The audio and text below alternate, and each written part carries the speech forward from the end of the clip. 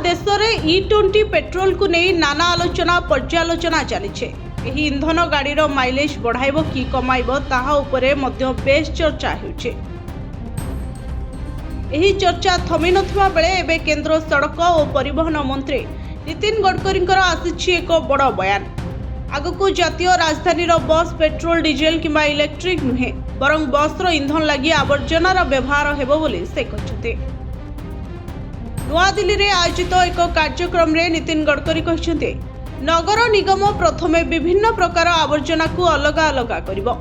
एहा परे बायोडाइजेस्टर उपाय रे एथुरु हाइड्रोजन गैस उत्पादन हेबो जहा बस गुडी को विद्युत देवा पई व्यवहृत हेबो।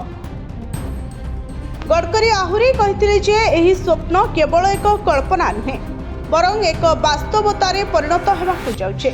दिल्ली बीजेपी युवा सम्मेलन रे भाषण दे गडकरी आहुरी मध्य कहिसते भविष्यत रे दिल्ली बस एही हाइड्रोजन उपरे चलिबो। से एहा मध्य कहिसंती विश्व द्रुत गति रे एक ईंधन आडकु गति करुछे जेउठारे पानी रु मध्य उत्पादित हाइड्रोजन द्वारा जानवाहन चलित होई परिबो।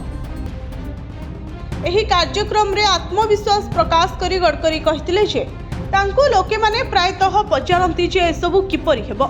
से कहिथिले गत 50 वर्ष मध्यरे से जहा भविष्यवाणी करिसंती ताहा सत होइछे।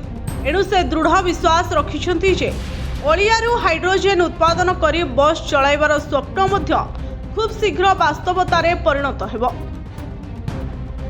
केंद्र मंत्री कहिसंती जे दिल्लीर लैंडफिल साइट गुड़िकरू प्राय 8 नियुत टन अलिया एक्सप्रेस वे निर्माण पई व्यवहार करा जाय सारिछे। सरकार आसंता वर्ष 2027 सुधा देशव्यापी बड़ बड़ आवर्जना गदा को एपरी सु उपाय रे व्यवहार करी समाप्त करबा को लक्ष्य रखिसंते।